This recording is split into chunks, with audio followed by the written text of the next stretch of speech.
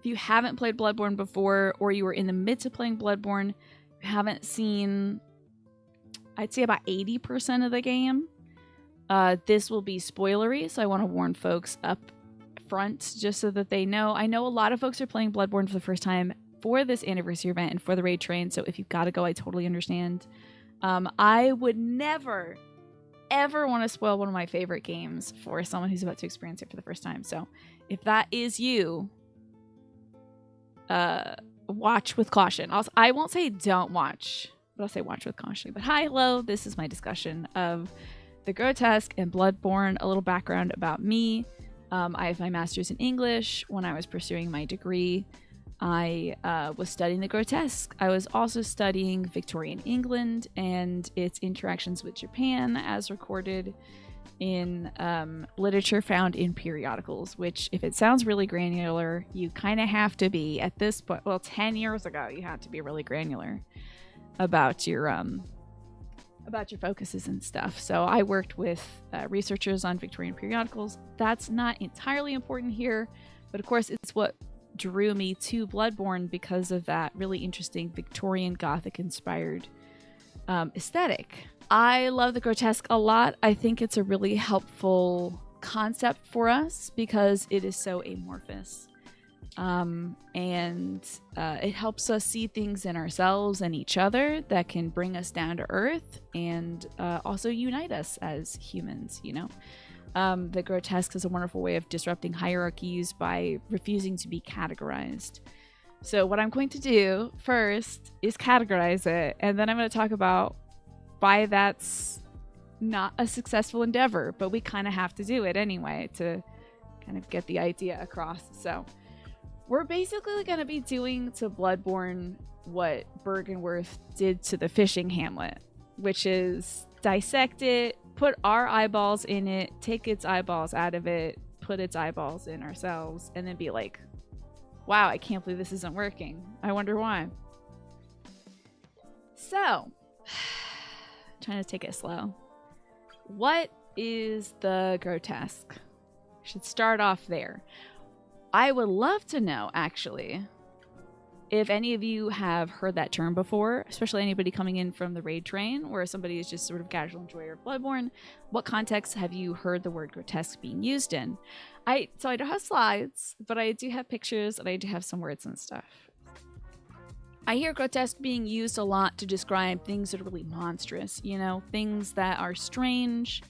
Sometimes we use it kind of more in a metaphorical nature to describe monstrous actions, like inhuman things, morally corrupt things. Suavis Dave, when you hear it, it's like mean insults and dry gargoyles for sure. You don't know yet. You're at the very start of Bloodborne, but you haven't touched it in a while. I hope you touch it soon. Centuries Untold, you have heard it in your horror fiction class, but that was like 13 years ago now, right? Okay, so this will be a refresher for you, Centuries Untold. You've heard it used in context of medieval marginalia, which is perfect, MASH, because we're going to be talking about grottos and where some of that marginalia might have derived from. And Alex, you say Grotesque has this sort of like darkest dungeon descriptor flavor to it. Yeah, like opulent and venerable. It's a fun word, right? It's got weight to it, grotesque. There's something kind of, something like a half blurry idea that's in it that you perceive and you're like, ooh, that's interesting. It's familiar yet strange, this word, which is perfectly encompassing the grotesque. The word comes from grottos because in the 15th century, a subterranean cavernous area found underneath Hadrian's baths in Rome near the Colosseum was discovered. This is the Domus Aurea, or the Golden House, which was a pleasure palace of Emperor Nero, built sometime partially in about 65 AD, and discovered hundreds of years later in the 1500s. The scholar Sarah Grant was actually talking about this in her presentation on grotesque in ornaments, so like carvings you find in wood, things you find in like chapels and stuff like that, interior design and exterior design. Sarah Grant was talking about this and compared it to what would happen if a group of construction workers were in Central Park trying to, like, I don't know, build a structure or something, and one of them just fell through the ground, just dropped dozens of feet, survived, hopefully, and then looked around him and found artwork no one had ever seen before, like styles that had never even been imagined.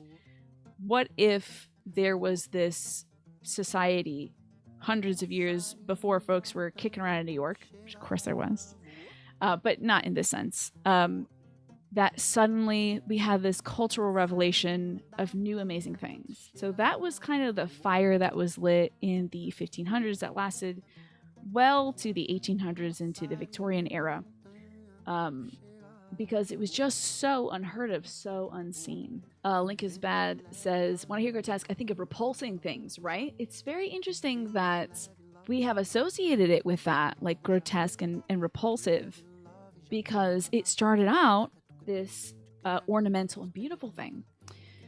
The 1500s, 1700s is some of the coolest history timelines, right? So there was this effusion of art born of this witnessing of this lost material. This palace, this area that was completely buried under so many other foundations. The Domus Aurea, the Golden Palace, had burnt down accidentally in a fire, and so it was abandoned.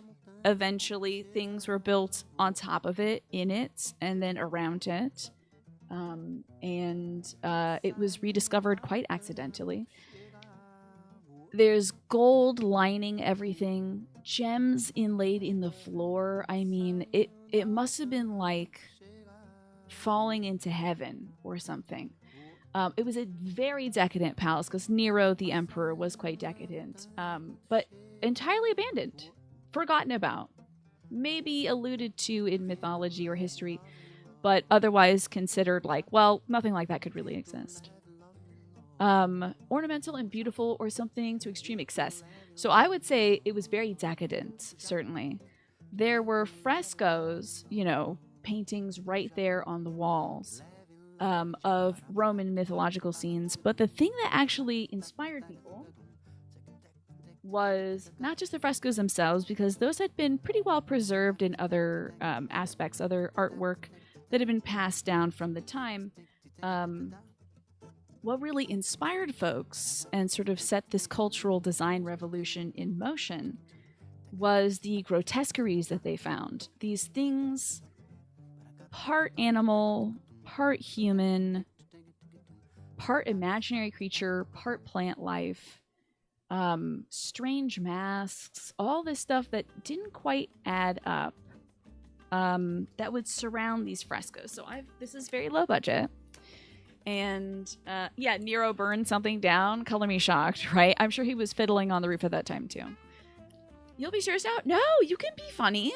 This is to make the grotesque serious is to arrest it in its spinning motion. Mikhail Bakhtin would be very disappointed if we made the grotesque very serious. I'm going to snooze the ads as well, just in case.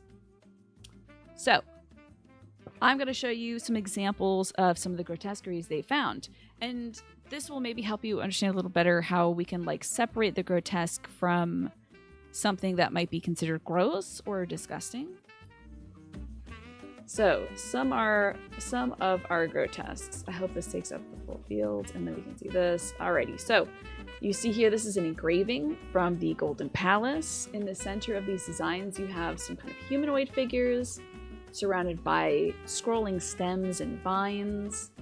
You have people turning into mermaids or animals, all surrounding these images. So you see how the frescoes themselves were actually quite small? And these were all bordered by these extravagant scrolls and strange patterns, all very beautiful, all very symmetrical, but also at the very heart of it, quite nonsensical as well.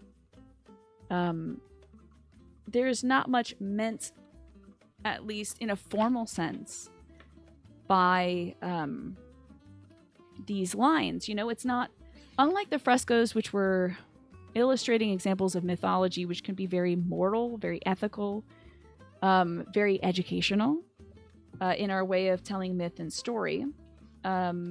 these scrollworks often just sort of capture or arrest these moments of transformation instead. Yes, in fact, marginalia, which I can show you an example of right now,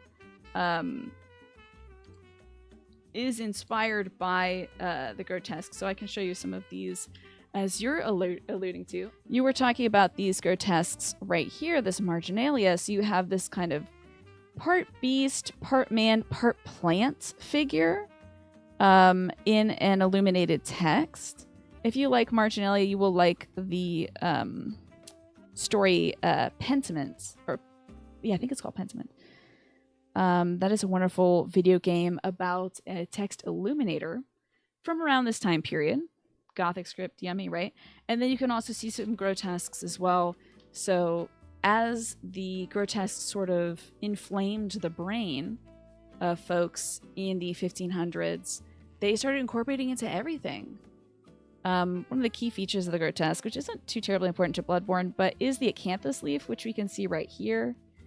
Because it's just got a great shape, right? But you can see creatures that are part human, part like monster or monkey, with, of course, some floral elements going on. So all these imaginative creatures, which, okay, there you go, getting back into focus, that are inspired by these framing devices. Even something like the Sistine Chapel itself was inspired by these frescoes framed by incredible grotesques, things that maybe aren't entirely easy to parse, but very compelling and very interesting to look at. One last one we have here, another 15th century example. It's so hard to do this around. I should have thought about this. You see this man. This won't autofocus because I turned it off. No, I'll make it focus. It's fine. Okay. So, one final example. So you can see this man in the state of transformation, becoming both like line and object, both flesh and floral, all these wonderful leaves and lilies coming out of him. This is just be something that's purely decorative, purely ornamental. A fancy of the creator to sort of take up space in an interesting way. Now that you think of it, you've heard of grotesque in a beauty sense, but you can't remember where. Let me know later if you can recall that. So these are all examples from Jeffrey Galt Harfum's On the Grotesque. This is a wonderful book, as you can see. I bookmarked the heck out of it. People were gaining insight like crazy, right? So folks were... It became the fad at the time. It became the fad at the time once these grottos were discovered to be lowered into them. And eventually, I think they were made more accessible by creating like kind of like an elevator shaft system, or maybe even like a subterranean descent. But folks would be lowered into these areas to observe them. Artists, of course, flocked to it because they wanted to take engravings from it and incorporate it into their designs.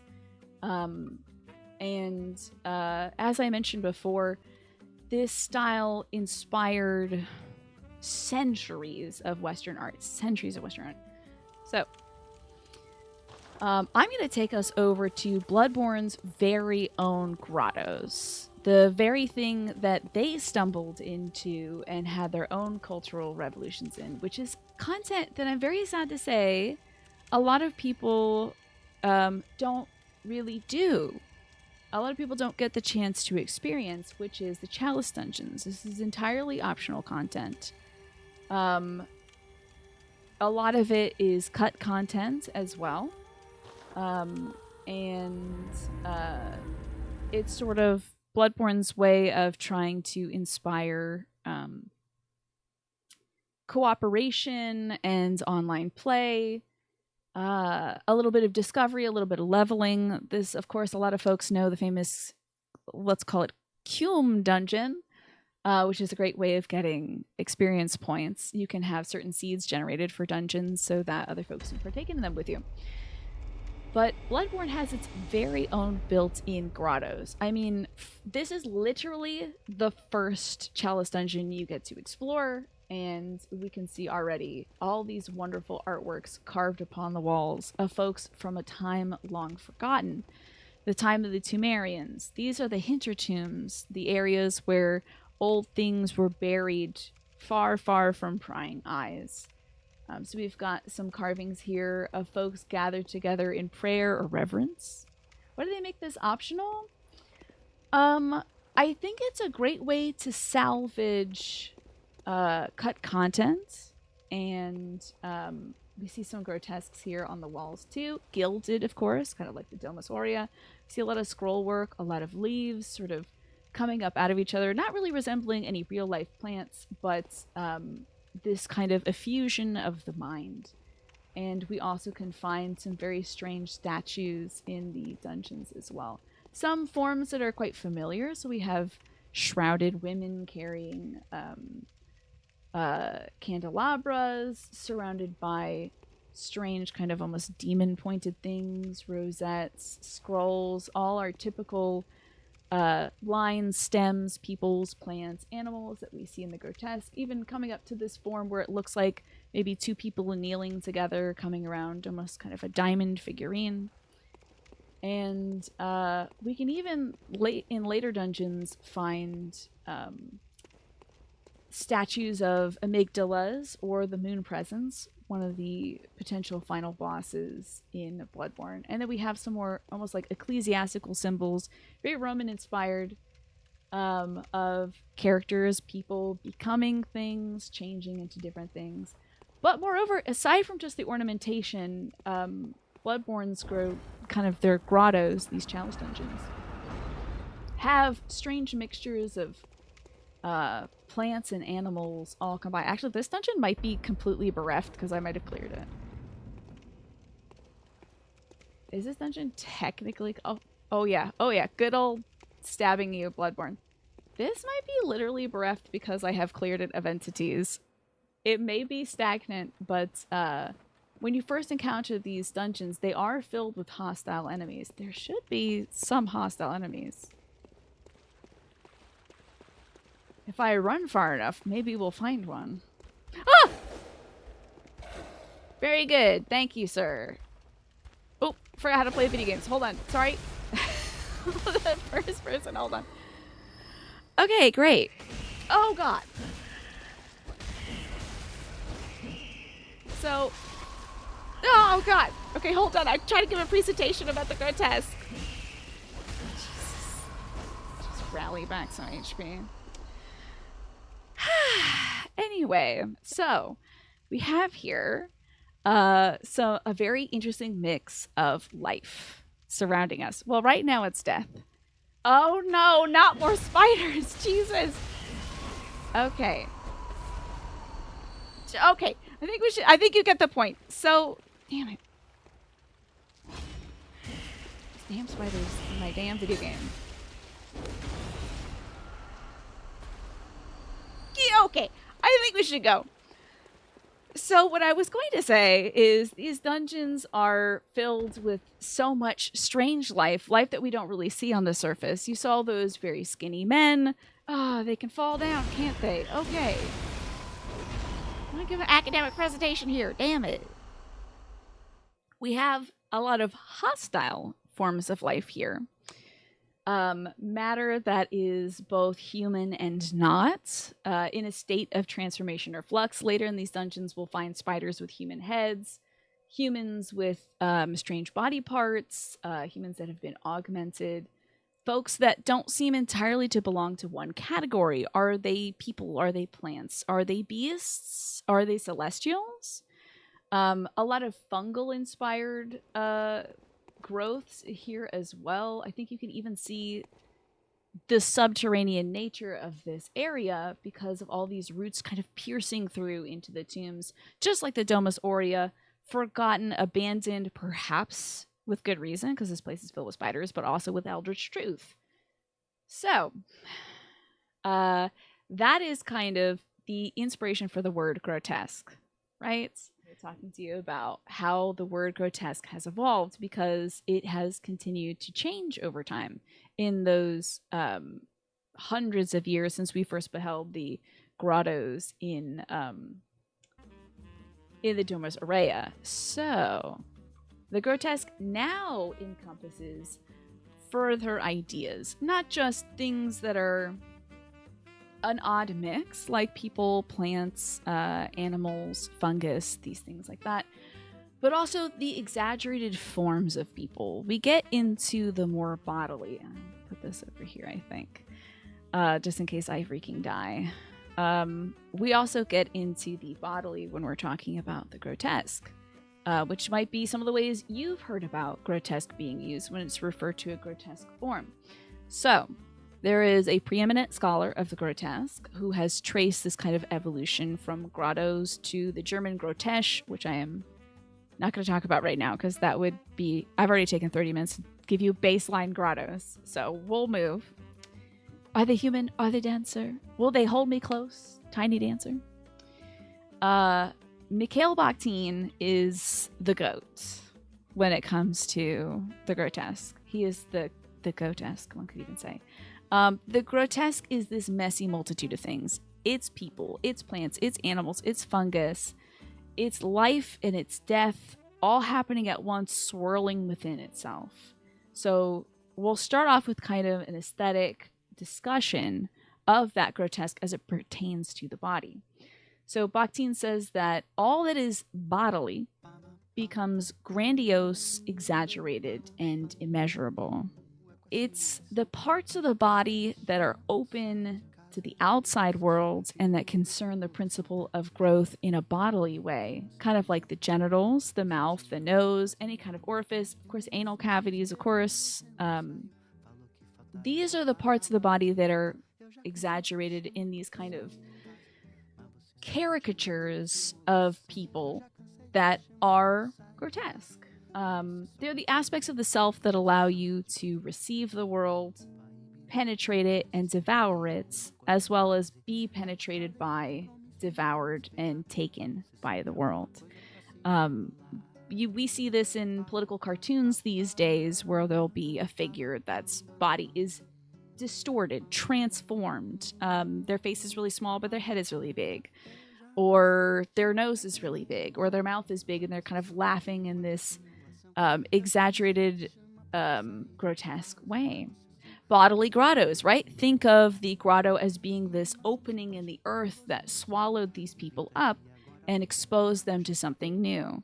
So the mouth and these caverns of the human body, we kind of treat as taboo in some ways. You know, you shouldn't be yawning with your mouth open. You shouldn't be burping and expelling air into the thing. That's not proper. That's not ideal. That's not beautiful. It is grotesque, socially, culturally. Are there any characters in Bloodborne that strike you as having grotesque features? So, enlarged features, open caverns, these things that perhaps are not just unnatural, but perhaps supernatural. Caricature in cartoons or political otherwise itself might be preempted and influenced by the grotesque. Certainly, yeah, definitely. It would be influenced by the carnival, which is a big part of the grotesque as well. I was going to talk about the hunt as a carnival today, but carnivals are ways that we kind of celebrate the most base aspects of humanity, kind of coming together to do something a little rowdy, a little bawdy, a little taboo, for the fun of it. Often it precedes a holy thing, so we do Carnival or Mardi Gras before Lent. You know, you have this period of excess followed by a period of like, okay, I gotta get back to, I gotta tighten up, no more drinking, no more boozing, no more eating excessively. I'm gonna be a good girl and, do my stuff in a holy way. Whereas before that, it's like, yeah, let's get into it. Let's do the fun stuff. And everyone is made equal in this carnival as well. So these caricatures born of the carnival, like, the fool and that are then sort of translated into political cartoons, that kind of thing, MASH. But we'll talk about creatures in Bloodborne. Hopefully I'm not literally dying in Bloodborne because I am going to transition to that screen. Hopefully I can go back to the Hunter stream and not die. Talking about carnivals as an expression of the grotesque makes you think about harlequins, of course. Very exaggerated figures, very clown-like. Thank you for the clown protection, because the clown is a big part of the carnival. And the Carnival is a big part of the Grotesque. We're in the Hunter's Dream, so we can vibe to some music. So I'm going to stand by some great examples of grotesque designs. We see a lot of swirling lines and mixed forms like human and animal and leaf here. But we're going to talk about the characters that we encounter in this game that make us think of the grotesque. So we've got a few great examples, like the Cleric Beast. And make this a little smaller so I can operate this at the same time. So Cleric Beasts, obviously when we're talking about the grotesque, one of the main forms, like I said, is that cavernous mouth that receives the world, that ingests the world, that devours the world, but that we can also penetrate into as well. I think when you do your visceral attacks in Bloodborne, you're attacking the skull of a Cleric Beast as it's staggered. Typically, when you're attacking a Cleric Beast, that's what's staggered. So we can get a good look at this strange and monstrous creature. The Cleric Beast is this odd combination of human and beast by way of blood magic, or blood transfusions. A little less magical, a little more experimental, honestly. They are members of the church, the healing church, which purports to cure the disease of ashen blood, which is kind of like a poisoning by way of using blood found from these beasts in the Hintertombs, in these grottos, in the Chalice dungeons. So Cleric Beasts have a lot of parts of them that are cavernous and open. You can see their body is open too. You're wondering if you were visually imagining the mouth first. Interesting. Very possible. I think it's dangerous. Mouths are dangerous, right? Because they can bite us. This creature can pick you up and eat you. So it's something to avoid first when you first see it. I'm gonna line my walls with triptychs by Francis Bacon. Why not? This looks like a perfect representation of horrific beauty, right? It is beautiful. The way it's framed here by the moon, it's quite striking, isn't it? These beasts are open. So many creatures in Bloodborne are. So many creatures are flayed open or rotted open, so we can see their insides and their outsides at the same time. They also extend into the world, both with their large jaws and noses, their horn-like protrusions. Primarily, I think one of the very interesting things about Bloodborne's Cleric Beasts and so many of the monsters in the game is they all have extended arms, right? Bakhtin doesn't talk too much about arms as being a element of the grotesque, but I would like to argue that they are, because they are one of the primary means that exchange happens in Bloodborne. From the very jump of the game, the very first cutscene, you are getting a blood transfusion into your arm. You get to see the blood drip into you. You're getting augmented from the very beginning by the healing church, and that you don't receive it. You don't ingest this through your mouth, which would be the grotesque way of doing this.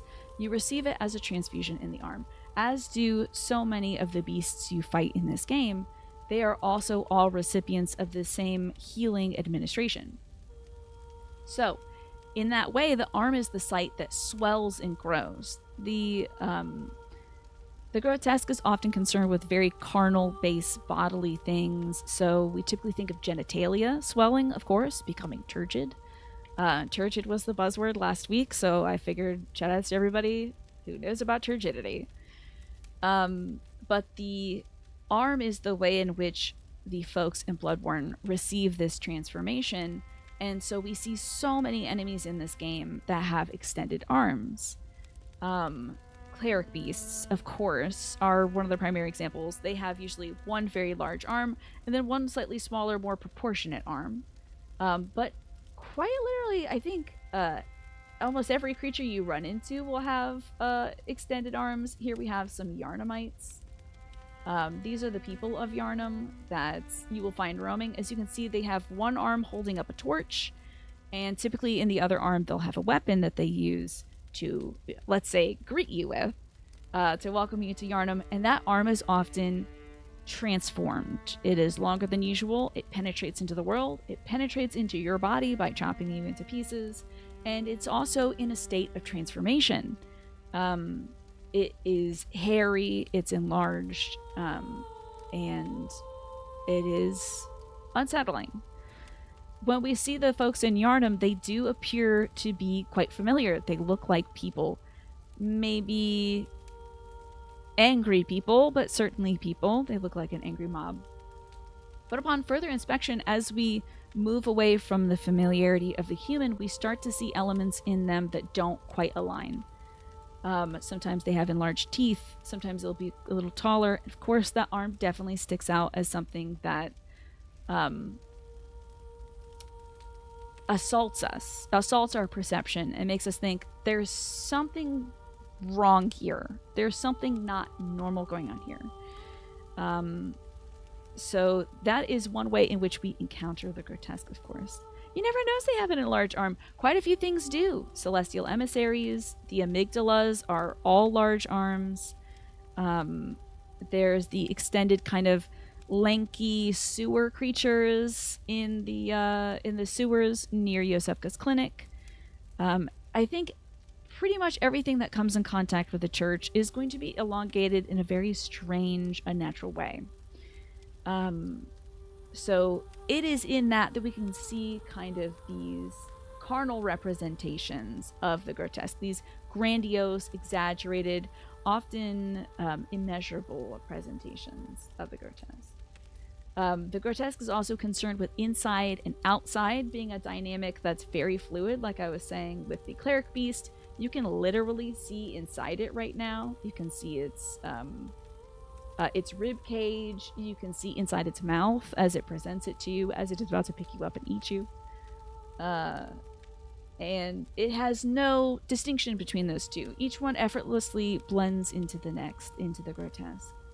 And in the subject of the inside, we also have a discussion of life and death, and those two concepts existing at once. There's other artificial ways of extending the body, right? Through the call beyond, I'm going to say it is, the cause parasite. We have a lot of devices that allow you to extend your body into a tentacle that can penetrate and probe and search and also harm and destroy. So great example, Manny. I appreciate that. That's what we're discomfited by fear and difference, because difference can be dangerous, right?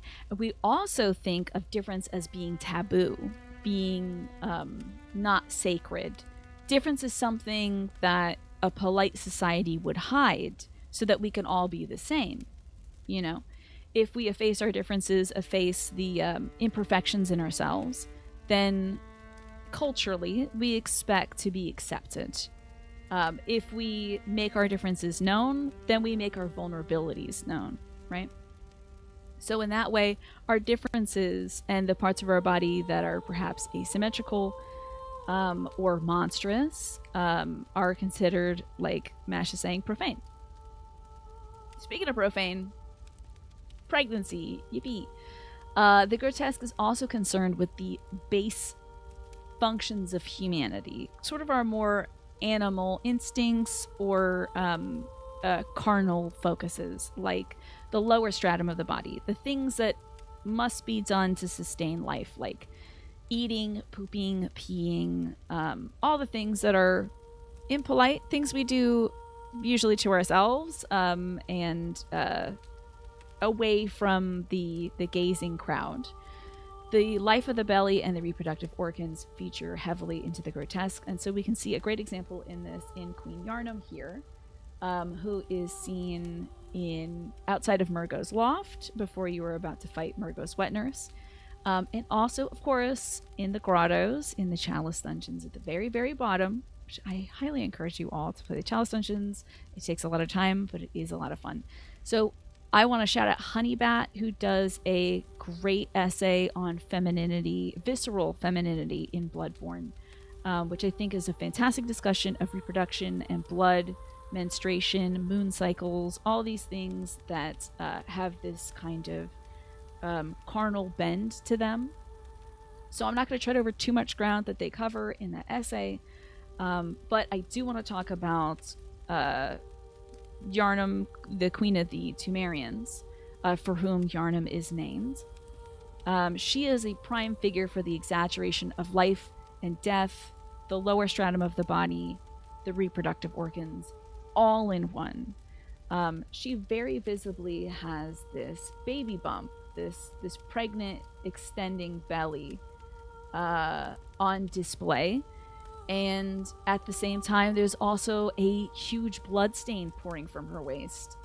In your battle with her, of course, this blood stain grows as she's exerting herself to kick your ass. And she's doing it. And she also uses her own blood to coat her weapons to make them more potent and fight you with. So she presents as this, honestly, stark white figure with a bright red stain on it that when you first encounter her is immediately arresting right outside Murgo's loft. She is looking up at the moon in prayer or perhaps reverence or even horror, as she is the host of a Great One's child. She has Murgo, the infant Great One, inside her, but as that blood stain suggests, her carriage of Murgo, the Great One, was unsuccessful. So she is pregnant at once with life and death, as she was holding in her belly the form of that Great One. The Bloodborne also references other stillborns, such as the red jelly item you can find. I can crack that open for you real quick. That should be in my inventory. But we have fetuses, stillborns, things that are somewhat alive and somewhat dead, representing both of them as materials all throughout Bloodborne. Even reproductive organs isolated. Things that should be inside on the outside. Things that should grant life being immersed in this field of death and death making as the hunt continues in Bloodborne, as it always will, cyclically. Life and death in Bloodborne, as in the Grotesque, are not two sides of the same coin, because that would still put them in opposition with each other, but two metals that are mixed together to make that very same coin. They exist within each other, and I can show you one more example of this, sort of as a very immediate example of something dead granting life as I leap like so. We'll go to the clinic real quick, and right outside the clinic there's a wonderful example of this. And yes, peeing cherubs, great example, Mash, of artwork that is this odd mix of the profound and the profane. An angel, a perfect being, urinating into this pond. It's a comical thing when you think of it. Why would an angel need to pee in the first place? But it's something that, you know, artistically we're very fond of. So, one more example, of course, of life and death being at one. So when you after you get out of the clinic, you open this door up. First thing in Bloodborne, you're like, okay, thank God I'm out of there. Just beat a giant werewolf trying to kill me. And you take a turn here. Maybe you go down here and you pick up some items, of course. But in order to make progress, you've got to go this way. And you're met immediately with a dead carcass. This is a dead horse pulling a very ornate gilded carriage, suggesting that Yharnam itself is a very rich city with a lot of material wealth, certainly a lot of ornamentation on it, as everything from churches to public utilities is drowning in grotesque ornamentation. But you see this dead creature, you get a sense like, whoa, something is off in the city. Something is wrong here. You're arrested by this idea of this life-giving clinic being surrounded on all sides and even within it by death. And I always found this horse to be really emblematic of the idea of life in death, because even though this horse has given up its very last step to this carriage driver. I hope I don't get attacked by the man who's over here. There is a mob around the corner. Hopefully they won't spot me and kill me. But given my luck, that will happen today. The dead body is at the same time very pregnant with life. It's returning to the soil, which is one of those base elements that the Grotesque and Bloodborne is concerned with. And it is bursting with life. There is so much plant life and fungus life erupting out of this dead creature. It's a host to a bunch of flies and motes and things. It is at once a horse and not a horse anymore. Alive and dead, full of plant matter and fungus, and yet deprived of its own blood, as it has become this host to a sort of fungal vegetative parasite, which a lot of folks become hosts of things in Bloodborne, of course, definitely of parasites. So tuberculosis feels like a very grotesque disease with how people viewed it, right? Tess, this thing that is spread through primarily, I think we understand that it is through exposure to fecal matter, particularly in that and cholera in drinking sources. This exposure to kind of base bodily functions can be very dangerous. And it's also spread through like droplets and coughing, the opening of the mouth, the expelling of air.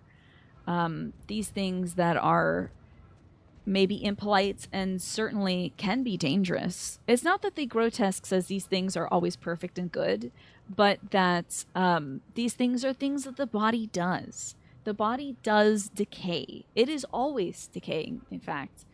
Our body is always in a state of defiling itself. As much as we try to be clean and sterile and polite and good, the body is always doing something to degrade. A skin flake falls off. A hair, breaks as you're brushing it. You've got to eat to sustain yourself. Take life from one thing and feed yourself with it at the same time as you're churning up the eggs you ate for breakfast and turning it into fecal matter. The grotesque puts that ideal of the body of being like a perfect, beautiful temple, and it brings it down to earth in quite a literal sense, making it more carnal, more tangible, more real.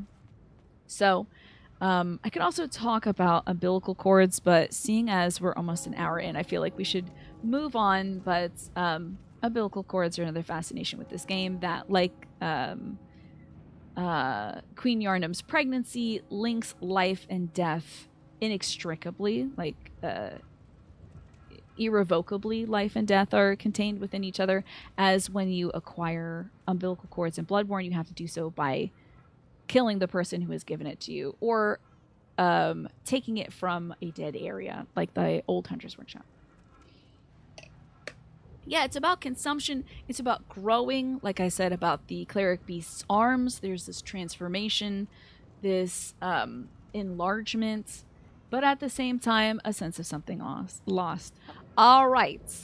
Now, we've gone from things that I think are pretty easy to see about the grotesque body: enlarged pieces of the body, distended or removed pieces of the body, crevices and cracks, grottos, the base parts of the body that we all perform and we all function in and we all return to at some point, to something a little more conceptual about the grotesque, because the grotesque is always spinning out of itself.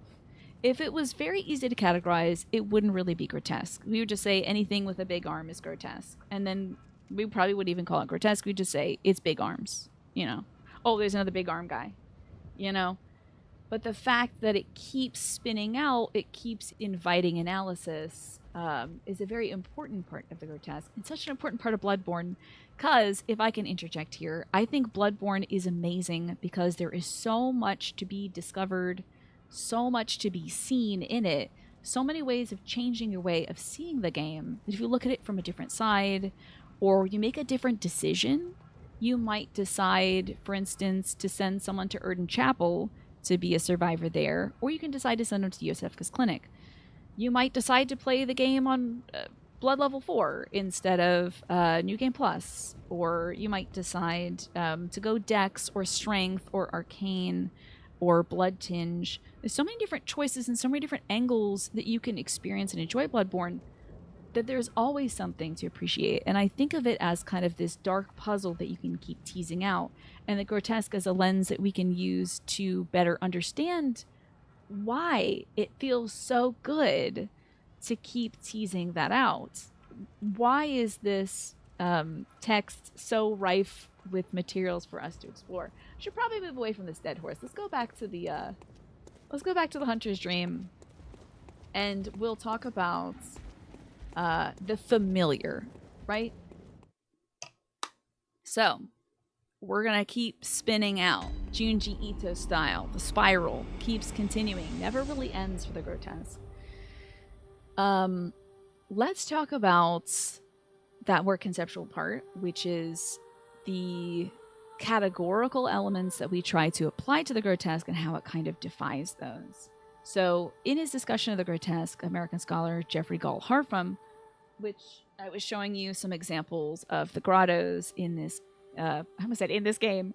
In this book, the grottos discovered in the 1500s that served as inspirations for the grotesque. Harfram gives us further insight into the grotesque. Rather than just go with some parts, like is it part human, part animal? Does it have exaggerated features? Does it explore inside and outside? Does it involve all this life and death and growth and decay? Harfram says we can easily identify the grotesque by observing our reactions to a grotesque entity. When we encounter the grotesque, we immediately search for things to liken it to. What is it? If it's not something that falls into a category, what category can we liken it to? We try to find the familiar in the grotesque to sort of chop it into discernible, categorizable pieces. So he argues that when we're in the midst of this overwhelming impression of monstrousness, there's still a lot we can recognize, a lot of corrupt or shuffled familiarity. And Bloodborne, I think, is full of this concept. There's, of course, the Yarnamites that I showed you before. We've got people that look like Victorian passersby who present as humans, so there's that familiarity to it, but it's turned a little bit. Their hair is a little too long. They look oddly disheveled. Their arms are strange, protruding, hairy. They do speak our language, but it's in grunts and curses and warnings, interspersed with kind of beastly howls, like this strange sound you didn't even think you could make, but if you were angry enough or perhaps even frightened enough, you could make. As I suppose they might be frightened of us interceding in their town, a foreigner wearing foreign garb, trying to supplant their ways. Yeah. Oh, why? Oh, why? We could possibly hit up Yarnum and go hear some Yarnamites. I do love the, you plague-ridden rat. So, let's talk about some corrupt and shuffled familiarity. As I mentioned, we have a very visual example of that with the Yarnamites, who appear to be human but have those odd characteristics that don't quite line up. And if you're familiar with the Soulsborne franchise, you might run into a quite familiar character who you will think about probably killing immediately if you're me, and that would be Patches the Spider, which, as his name suggests, Patches is no longer a bipedal human being as we experience him in other Souls games and other games outside of the Souls franchise. Like, I think even Patches derives from Armored Core. Patches has his head. He has his crappy little attitude, which I hate. And this head is actually grafted onto a spider's body. He is this man-headed creature that has been altered in a pursuit of greatness. He would like to be powerful like these great ones, like the amygdala, and so has undergone a transformation. We also have familiar concepts like the church in Bloodborne, which churches are a thing that we experience culturally these days. It has been a thing for a good long time as well, hundreds of years in Western society. But in Bloodborne, the church itself is a little familiar, definitely grotesque. It changes from an institution that is supposed to give people sanctuary, reprieve, a sense of belonging, to this hotbed of disease and morally bankrupt examination and experimentation. We also have familiar institutions like academia, which I used to be a part of, and is grotesque in and of itself. But these academic institutions like Bergenworth take the pursuit of knowledge too far, ending up profaning the body, completely ethically bankrupt, and augmenting its scholars with quicksilver and eyeballs. As we can see outside of Bergenworth, there are creatures with bulging, protruding eyes.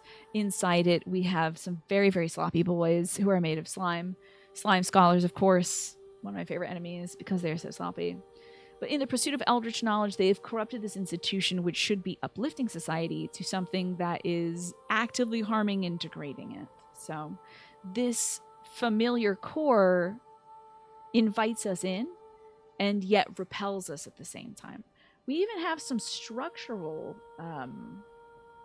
familiarity. Let me see. So this is a map of the Cathedral Ward, covering my face, of course. I told you this was low budget.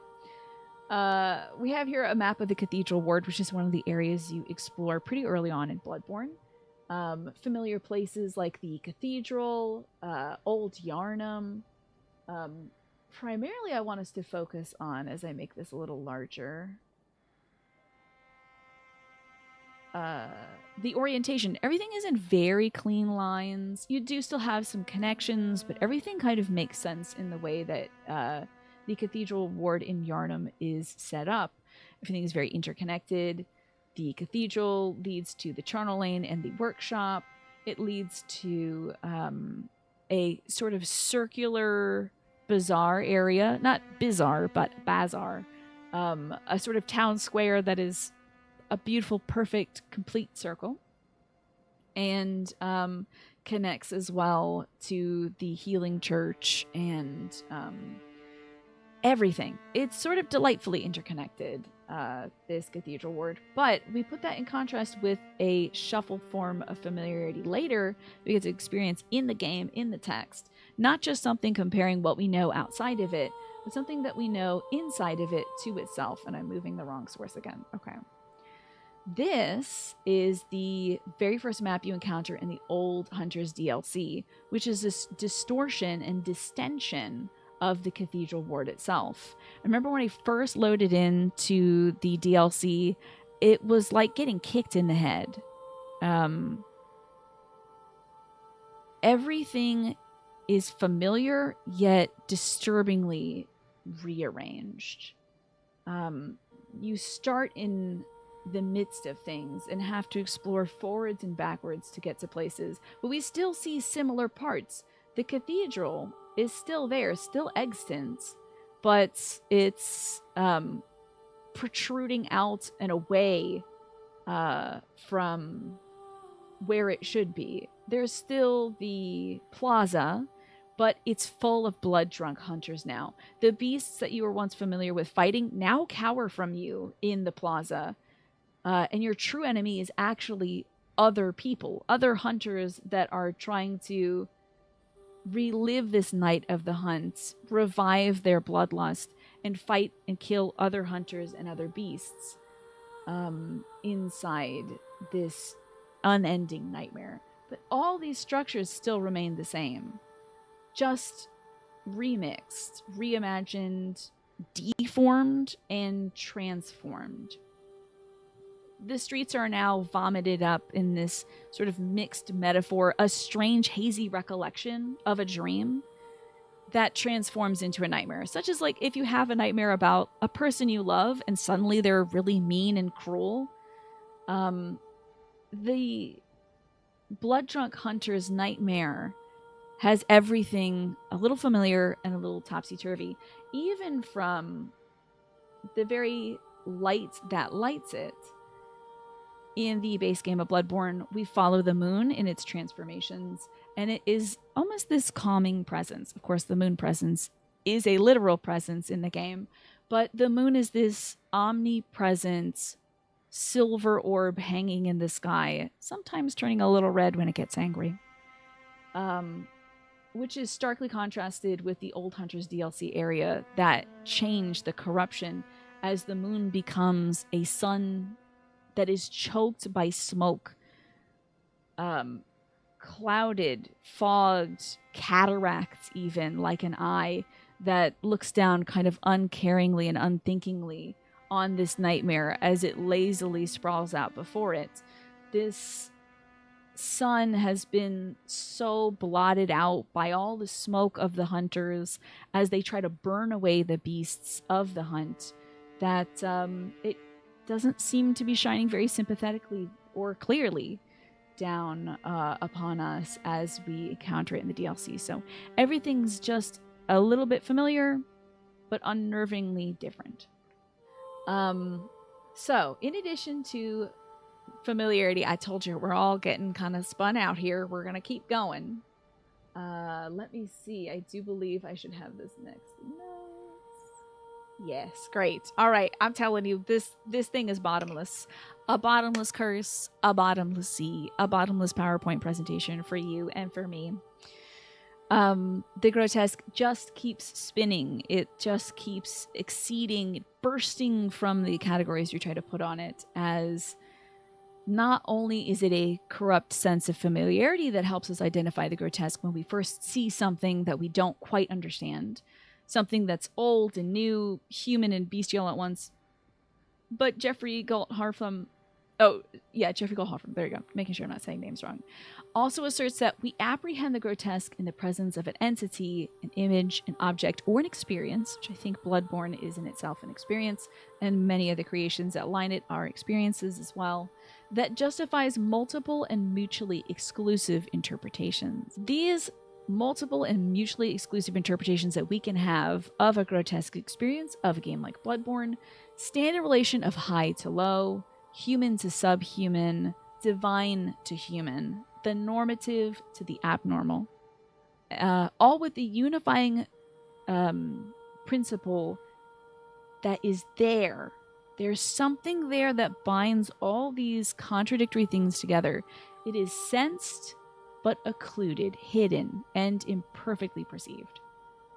I always think of, when it comes to perception, this is the game for it, right? With insights, with so many characters covering their eyes, but also simultaneously lining themselves with eyes on the inside.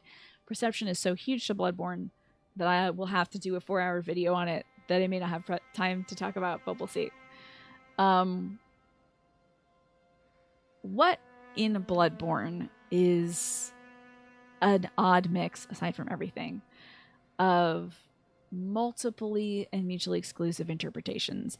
I would draw this to our perception of the vacuous spider Rom. I don't actually think I have a picture of... Oh, no, I do have a picture of Rom. Devontae, look away. Let's talk about Rom, baby. Let's talk about you and me. So good old Rom. She's pretty fun, right? She is a hotly debated creature. So many holes. I mean, let's talk easily. I mean, you all have learned a little bit about the grotesque. There's so much that makes her grotesque, right? Human face, pocked with holes, filled with holes. Rom is both spider and person, but also vegetative and fungal growth. A grotesquely plump body, indeed worm-like, pregnant. Rom is always popping out little spiders that try to headbutt you to death. And they sure do. Let me tell you, they will kill you. There's so many tentacles, so many holes there, so many areas for interpretation, so many ways we can insert our ideas, Clan Lol, into Rom. Whereas she is vacuous. There's nothing really left to Rom when it comes to her intellect. There's no way we can commune with her in a meaningful way. all we can do is kill her. There's no other option, really, but to penetrate her body with our weapons so that we can achieve some sort of mastery over her, some sort of progress in the game, to understand by omitting her. You know, the only communication Rom understand is bonk, indeed. And where you bonk is fascinating when it comes to Rom. So she's stuck in this plane of existence in Bergenworth, trapped in a reflection of a still pond, with the moon sort of dancing upon its surface, lighting it from above. Blood, as we've talked about, as is kind of obvious, is the main life-transmitting source in Bloodborne, from blood ministrations to the very blood vials you heal yourself with and you gotta grind up in Bloodborne. If we look at the way Rom bleeds, we find an internal contradiction in there. Oh, really? It wasn't until this moment you realized why my vocabulary always hit you so viscerally? Is it because I got a lot of academia still left in me? You would let her eat me. That is not a fetish thing, though. Ah, I see. Thank you for clarifying. I would not let Rom eat me. I don't want to have that thing looking at me. I really don't. Bless Rom, but this is a little too much even for me, and I appreciate the Bloodborne. I'm sorry, the Grotesque. One is the same, right? When you strike Rom's head, a white fluid, I was just about to say is ejaculated. Let's not say that. A white fluid flies out, right? She bleeds from the face forward like a celestial being. Other kin of the gods, not quite great ones themselves, but kin, like the celestial emissaries, also bleed this white substance when struck.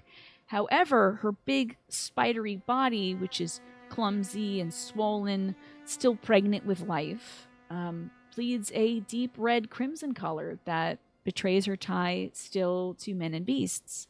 She is at once kin and beast, human and spider, plant and animal, divine and profane, pregnant with meaning, pregnant with possibility, and yet vacuous, devoid, bankrupt, corrupted. All this strange shuffled familiarity, both sustaining an argument that yes, she has achieved kinhood. How else could she exist on this plane? But still, she has not ascended to a true godlike state because she's trapped here. Other great ones, a true great one, would be able to transcend this dream. Rom is still tied down by her very carnal nature. You've been doing coffee and smoothie prep. You're here to say that Bloodborne seems to position medicine as something grotesque in and of itself. Yes. Injection and also incision nausea. The way that the church and Bergenworth, the academic and ecclesiastical institutions in Bloodborne, incise the body, probe it, insert themselves in it, and then take things from within some other creature, and augment themselves with those otherworldly, inhuman substances to make themselves something greater, something other as well. Hi, Jess. Good to see you.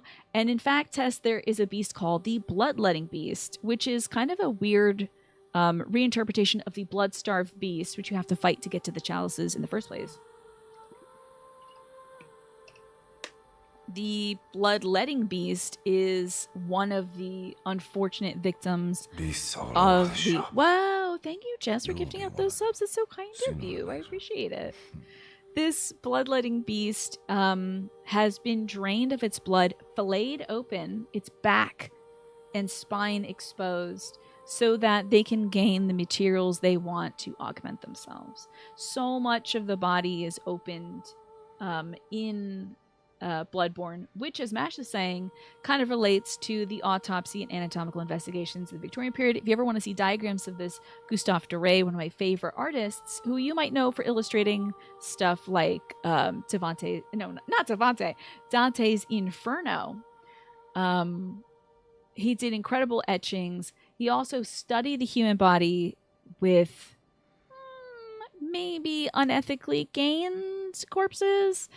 This was a time of body robbers and corpse robbers and grave robbers, the Victorian era, where they were digging up bodies and bringing them to the surface so folks could do anatomical illustrations of them and better learn how the muscles and nerves and things operated.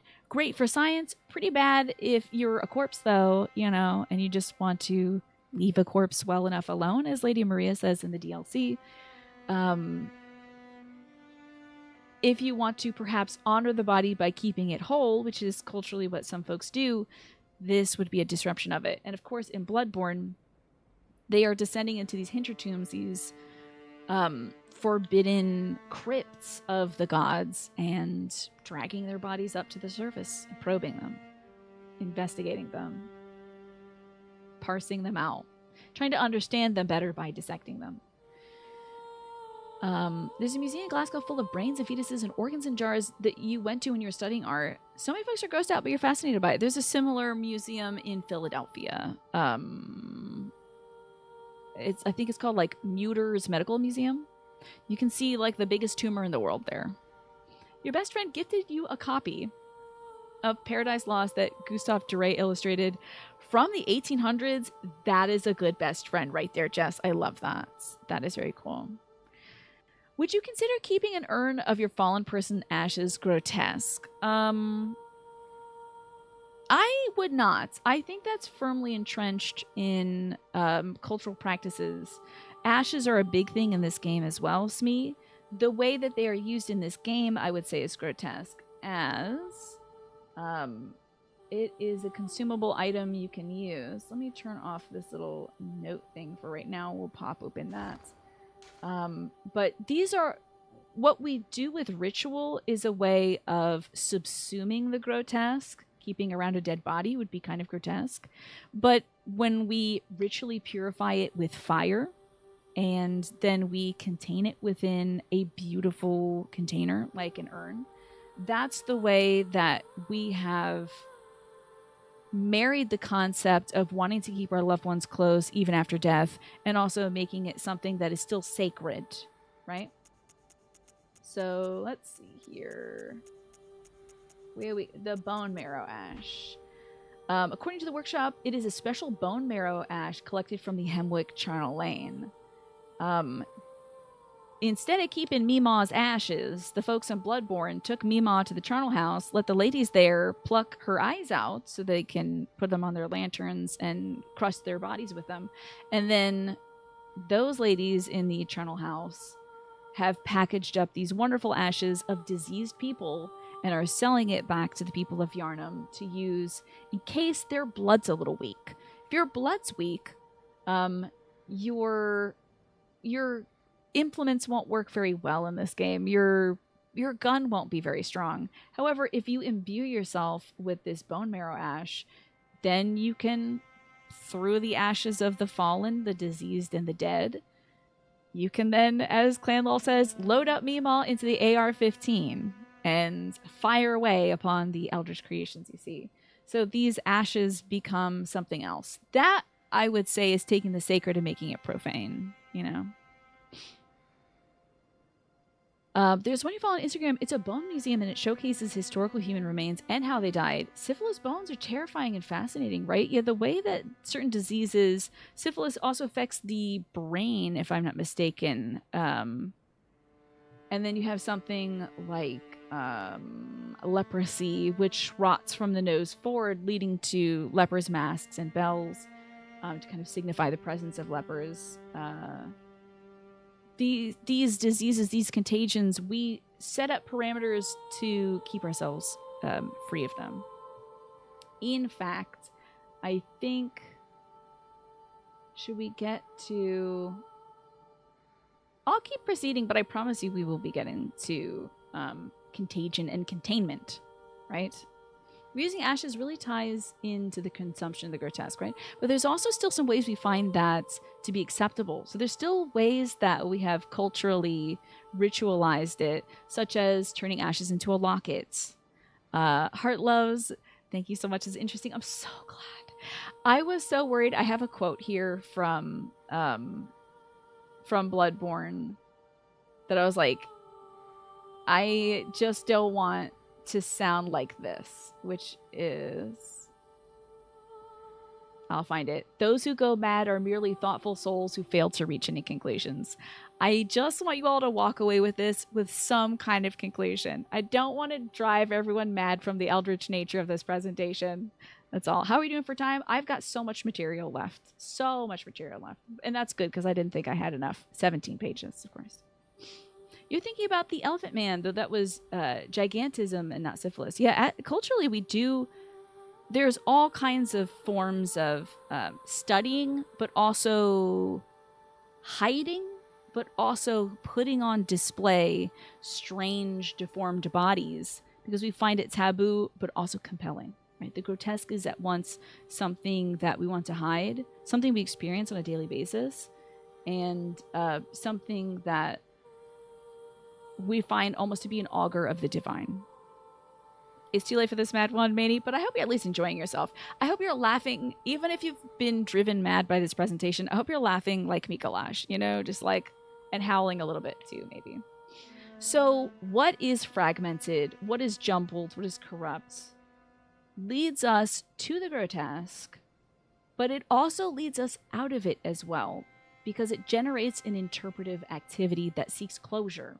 When we were talking about the church, Bergenworth, these institutions that, upon encountering something strange in the grottos, in the chalice dungeons, decided they needed to investigate it further. They needed to cut this corpse open. They needed to inspect it, to insert themselves into it, and then insert it into themselves. The fragmented ties very easily into Bloodborne because everything is a fragmented dream. One leading to the next, not in a logical conclusion, not entirely connected even geographically or chronologically, but through lanterns that we find in the Hunter's Dream. And of course, the Hunter's Dream leads us to graves and candles and things like that that we use to access different areas. We've got the graves... Let me minimize this so y'all can actually see the video game.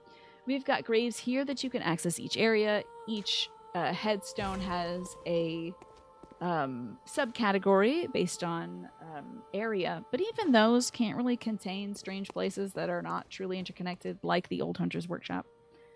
And then the Chalice Dungeons, of course, by doing a ritual, sacrificing some stillborns and drinking deep of the Chalice Cups, we're able to access these far off areas that lie somewhere beneath Bergenworth and Yharnam itself. You can also get to areas in Bloodborne like Yarhar Ghul by literally being kidnapped by a man with a big bag. Not everything is perfectly strung together and tied together. The Nightmare of Mensis awaits you in a door in Bergenworth. So you've got to basically go from like the dorms to the cafeteria to the lecture hall and then open a door and whoops, you're in the eldritch profane dimension where a big brain is shooting you with blood spears and driving you mad. The DLC is also accessed not by walking to some place, but by being picked up by a creature that unless you have high enough insight, you won't even see. And it transports you into a different, not interconnected nightmare.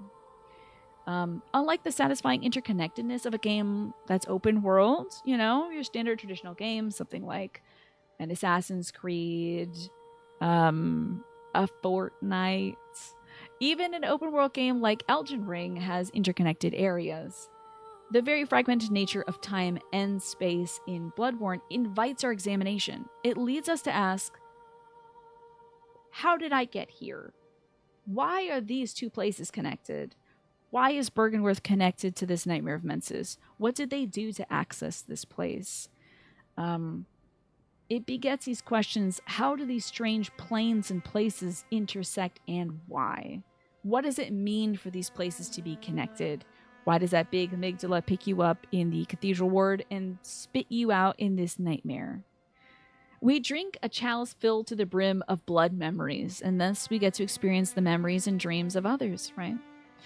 We stare too long into the abyss, and the abyss stares back at us, and through us as well, Clan Lol. In fact, the grotesque, which I may not have time to get to today, In fact, in 15 minutes, I should get to some of these questions. The grotesque not only looks back at us, but holds a mirror to us. As we are trying to interpret it, it says, look at yourself. You're in the process of interpretation. What are you bringing to this to see me? What of yourself do you see in me as a grotesque? And what does that say about you? It's, like I told you, bottomless curse, a bottomless sea. The Bloodborne just keeps spiraling outwards and outwards. Maybe we'll get to the questions now. Why not? Let me do that now so I know I at least have time for them, because, again, I will get very, very distracted. So, Lurky asked, on the original meaning of the grotesque, ornamental and beautiful, or something to extreme excess? The original meaning, when we're talking about grottos, as I was showing you all in Harfram's On the Grotesque from an architectural and ornamental standpoint, I would say it's very much both. This is probably a poor example, so let me give you one that's a little more easy to see. I would say it's both something that is in excess and something that is both ornamental. So when we talk about ornaments, Larky, such a great question, by the way. An ornament is something that does not add to the usefulness of an object. It is purely for the purpose of aesthetics, purely for the purpose of elevating something with an image. Whether that's gilding it, or creating a sculpture upon it, or enameling it, painting upon it. Those are ornamentations that we find in design, that it makes something more beautiful, right? And thus the original scrolls of the grotesque were there to make something more beautiful, not to tell a story, not to moralize, not to inform, but just simply to delight, a fancy of the artist. In Nero's palace, the Domus Aurea, which I was talking about before, these discovered golden palace in the 15th century, it was done to be decadent, to be excessive. It was both of those things at once, right? The spirals are particularly evocative of infinity, which is now associated with madness, maybe since Freud, you believe. Yeah, and maybe in a pop culture sense, I've been referencing Junji Ito as well, with spiral being kind of this tale of madness, something profane permeating the human body and the human mind. I think Junji Ito's Uzumaki, or Spiral, is perfect for that. So that's kind of what we're talking about when we talk about the grotto-esque. Was initially something both beautiful and very, very decadent and excessive. So thank you for that question, Lurky. I appreciate it.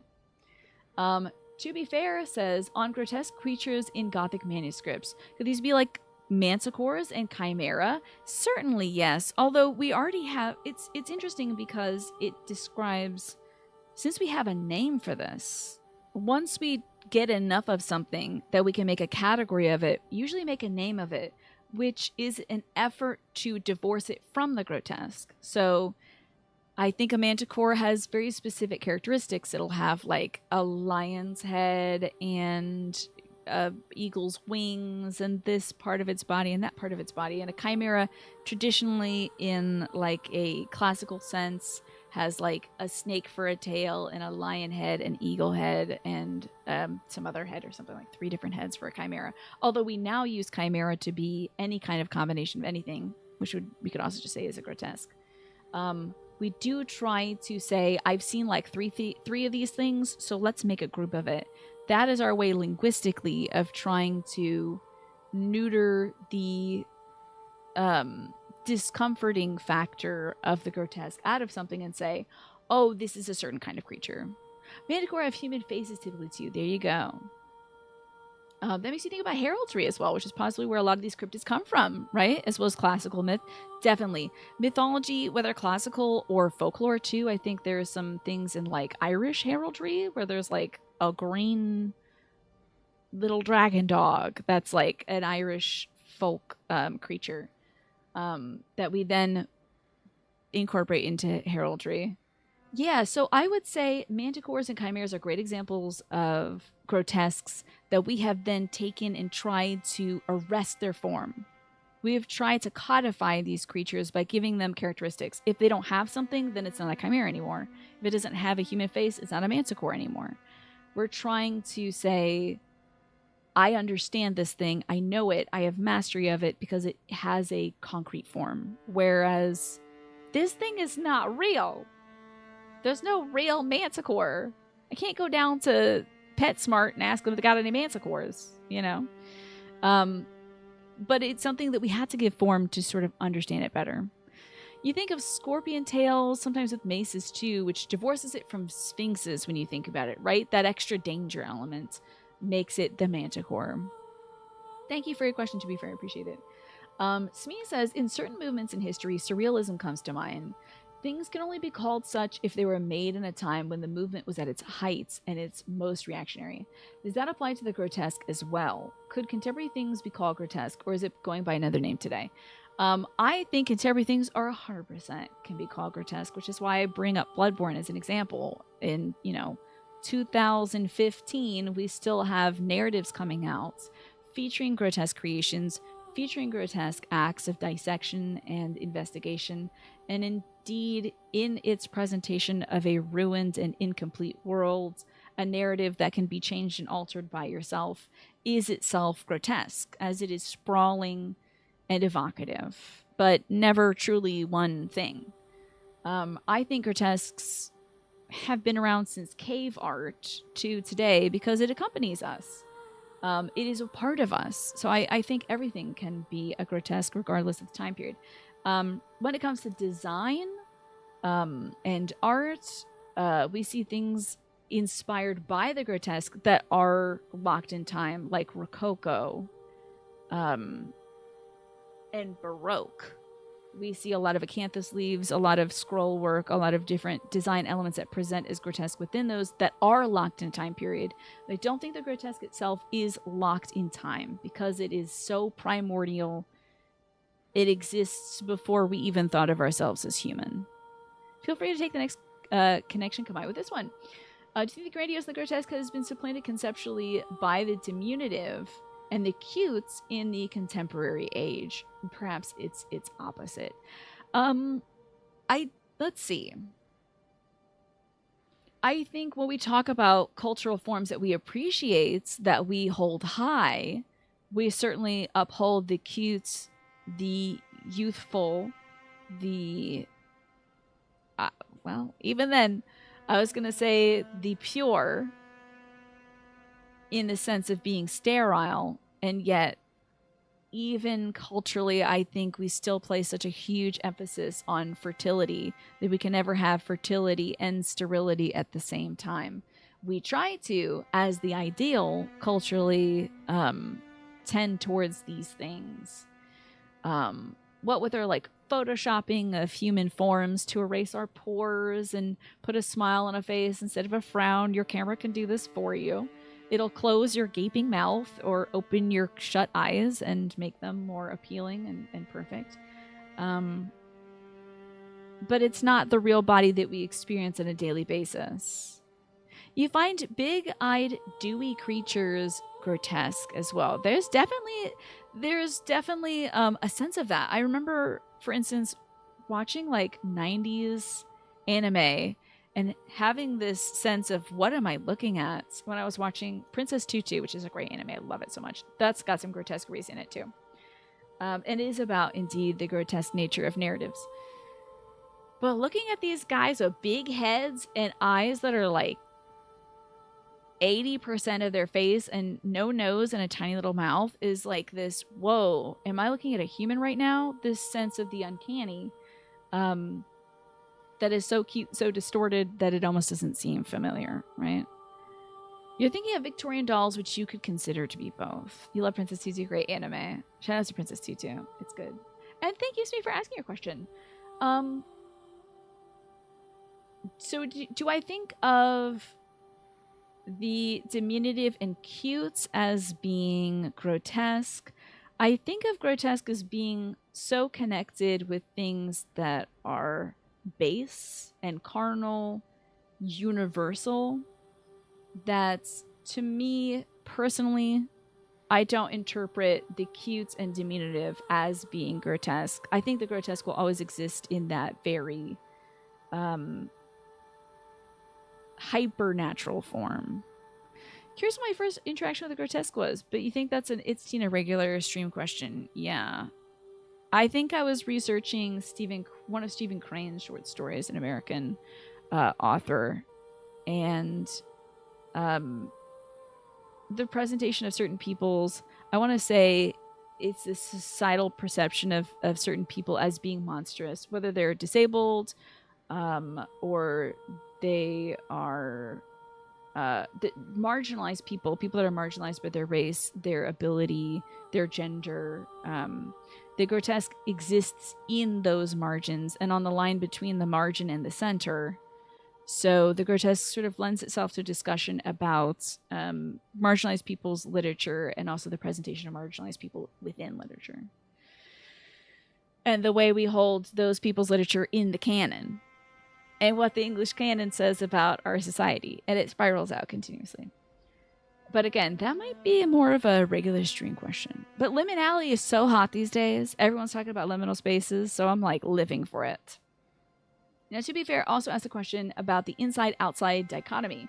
That's why we're discomforted by fear and difference, because maybe that difference can be dangerous. Certainly, when we see something like, if I saw somebody who was puking up blood, I'd be like, that's not good. Blood goes on the inside, right? When we see differences like that, when we see a gaping hole where there should be none, that can be very disconcerting. But we already have holes in us. Everybody does. We got pores, which excrete waste. We got butts that excrete waste. We got, peepees, beepuses, cuckoos that excrete waste. Our armpits are stinking and excreting sweat all the time. The oils are coming through our hair and our heads. We're shooting out a protein byproduct up here in our hairs, this keratinous substance that we hold so high. The body is always engaging in difference. It's always engaging in change and transformation. It might arrest us at first, as the grotesque always does, but I think we subsume a lot of the ways our bodies are different from each other by comparing ourselves, Keep your holes covered up, right? I gotta hide these holes. Gotta hide all my holes. Since we're there talking about the body and transformation, I think we should talk about the body and transformation. And maybe that'll be the last bit we talk about, but feel free to ask more questions. I will check when we have I'll check it again in 10 minutes when we have more questions in the forums. We have mites living on our face, exactly, and beneficial bacteria in our bodies. We got mitochondria in our cells. It's the powerhouse of the cell, but it's not entirely us either. There's things on a molecular level that is very un-us-like, Holes, hell yeah. Indeed, holes. It certainly speaks to my compassionate champion nature, and that's fascinating. Yeah, you'd love to hear more on that, definitely. It's been a very long time since I read Stephen Crane's literature, but it was a fun discussion from back in the day.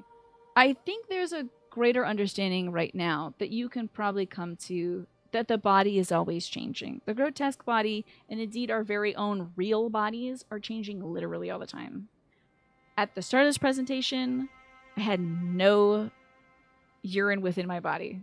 I have drank an entire bottle of water, and I have to go pee after this. Not to get too grotesque, but we are always changing, always transforming, always in dialect with life, and in dialect with each other as other bodies. We do in some ways try to... Thanks, Alex. I guess I'll create more urine. You're approaching on othering, but you think that's for later, so we don't derail it, because it's certainly a whole other case study on itself, a bifurcation that deserves its own focus. And the grotesque can help us understand othering, right? In fact, I might even be able to get there a little bit, Smee. I might be able to get there a little bit, because we're going to talk about purification, hopefully. Hideo Kojima would be proud of me, right? We try to manipulate our body to achieve an ideal. That ideal might be different for everybody, but we get haircuts. We lose a little weight, you know, maybe around the bikini season or whatever. That exhaustive idea of your body having a perfect season to be naked. There are ways that we try to achieve perfection, and yet the body is always in this chaotic dialogue with itself, this chaotic growth and decay, a little bit of, as I mentioned, flakes will come off me any second, generating dust. My hair is getting longer and oilier the longer I'm talking to you all. The eggs I ate for breakfast, actually I ate oatmeal, are being turned into waste within me. Follow-up presentation on the Grotesque and Death Stranding. I could literally make a YouTube channel literally about the Grotesque and insert video game here. So great. We go through transformations in every second of every day, and of course cyclically through life. Folks that menstruate go through cyclical transformations as well. As you get older, you're getting bigger, you're getting smaller, you're getting stronger, you're getting weaker, getting shorter, getting taller. We are always changing. And sometimes that's hard to see unless we look back upon ourselves in these moments frozen in time and images. And there are, of course, other observable transformations that happen in Bloodborne too. Things that happen before our very eyes, so it makes it very easy to see, like Gascoigne's transformation mid-fight into a hulking beast. Ludwig the Accursed transforms in front of our eyes, and a very interesting inversion of Gascoigne. Gascoigne starts off as a hunter who's just trying to keep the streets clean, but he succumbs to his own bestiality. Whereas Ludwig the Accursed in the Old Hunters DLC starts off as this screeching, difficult to understand beast. I mean, he is a grotesquerie in of itself. I can show Ludwig the Accursed right now. Here we go. There's phase 1, good old Luddy. Part horse, part man. Gaping and headless, yet he wields his head as a weapon. Crawling on all fours, bludgeoning you with his body, spewing out blood and mess, decay and destruction.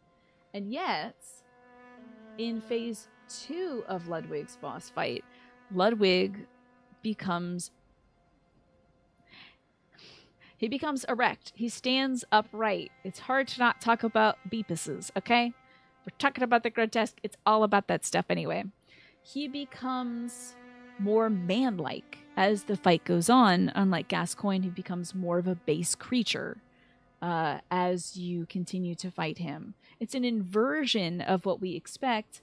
Perhaps it's mimicking the reverse chronology of the Old Hunters DLC, as he acts more like the man he used to be as you approach the very first instance that began this terrible nightmare in the first place.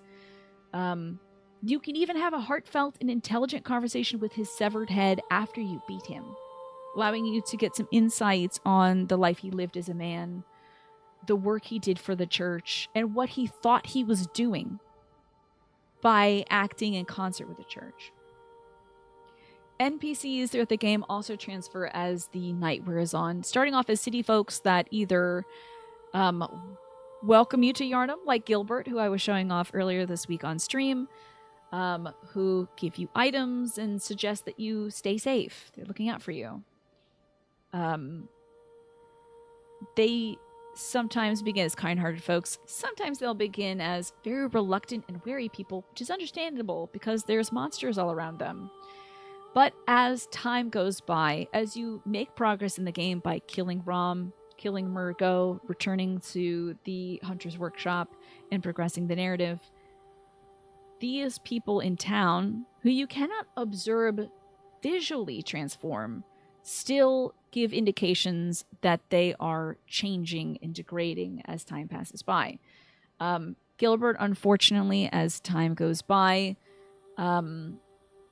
begins to cough more, becomes more reclusive, and eventually bursts out of his own window to attack you as a mangled, bandaged beast man. Other folks that are less charitable towards you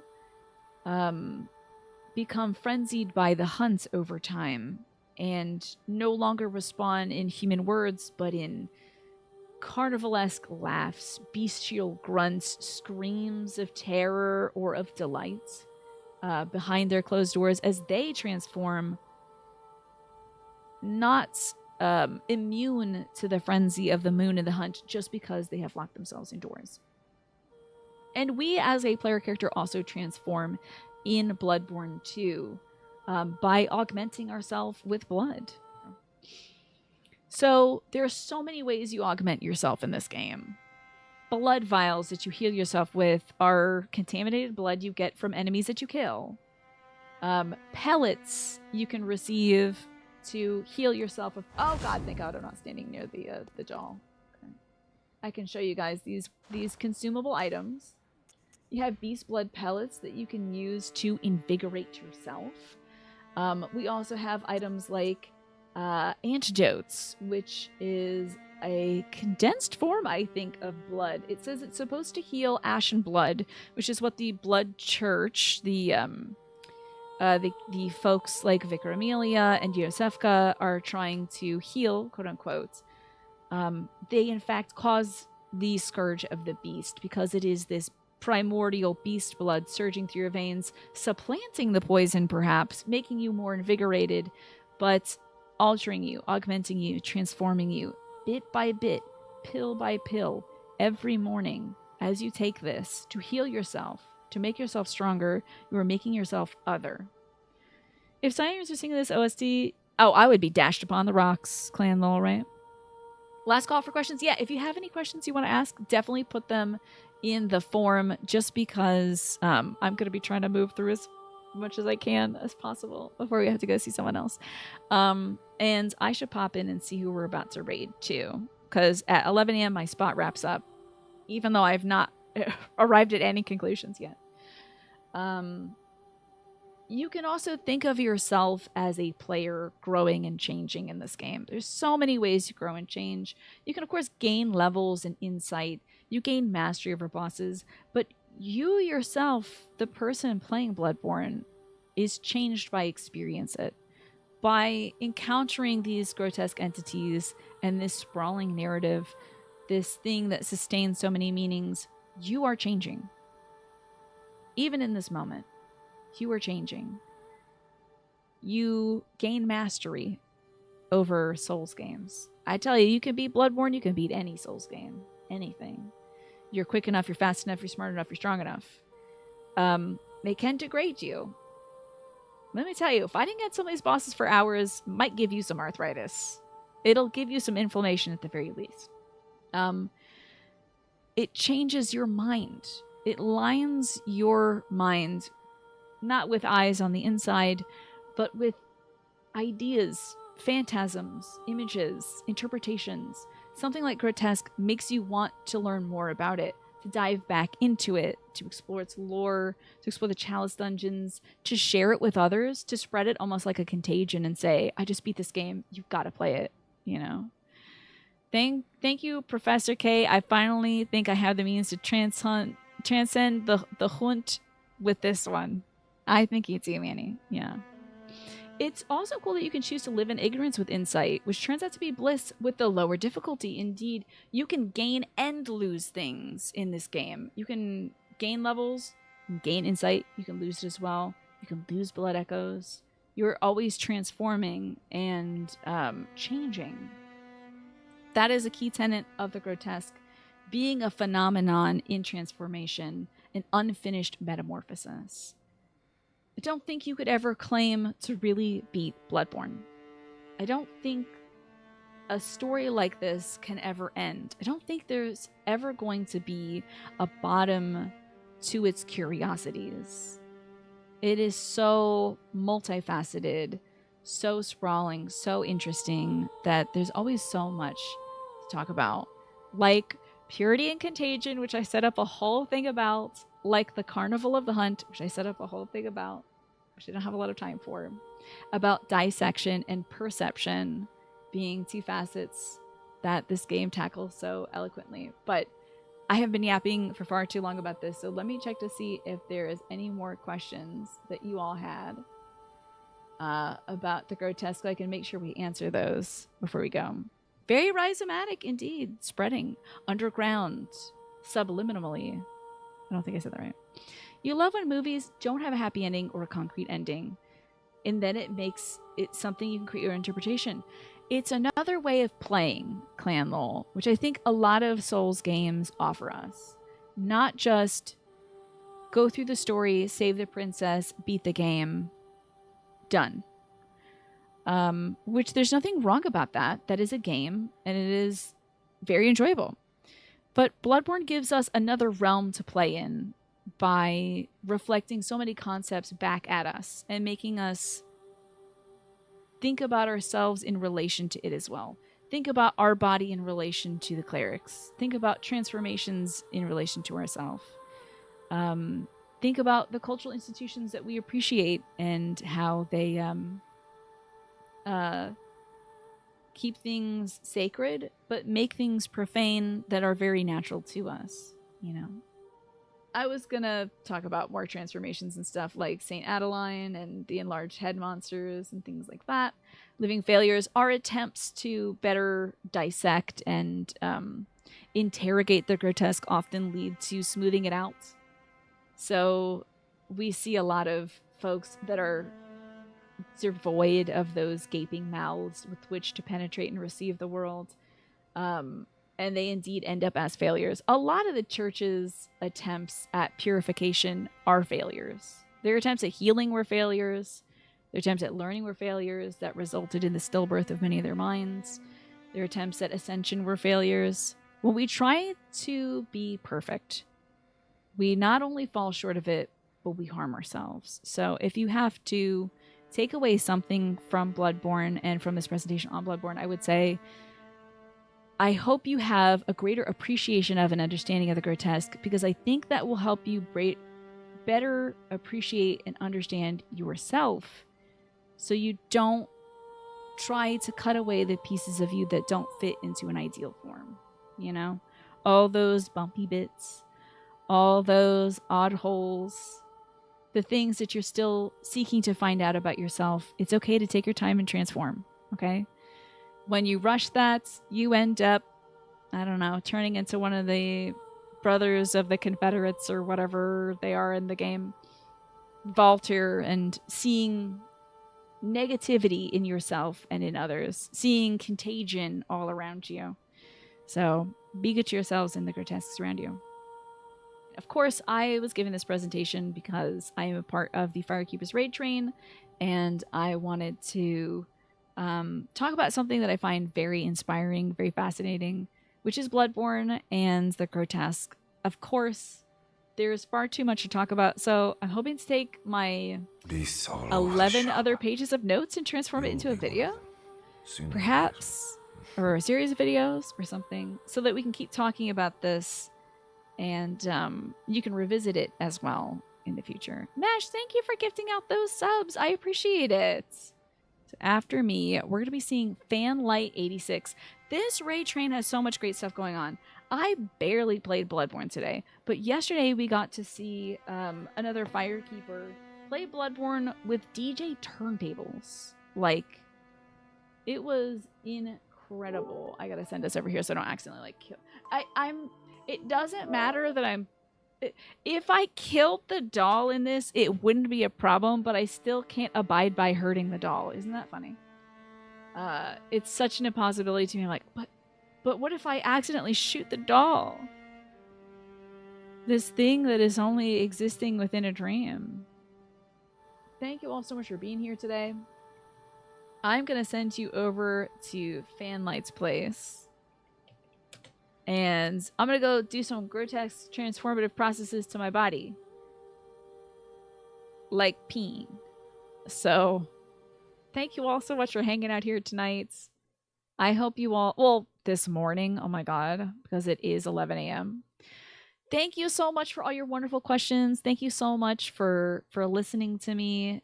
and tolerating my ravings, and I shall see you over at Fanlight Stream. I know, Magresta. Well, it's the endless night of the hunt. Let's say that. Let's say that. All right, Lurky, I'll drink one last thing of water. I am so enriched by all of you. Thank you. Okay, bye, everybody. See you later for some Final Fantasy XIV, unless I have passed out. Bye-bye.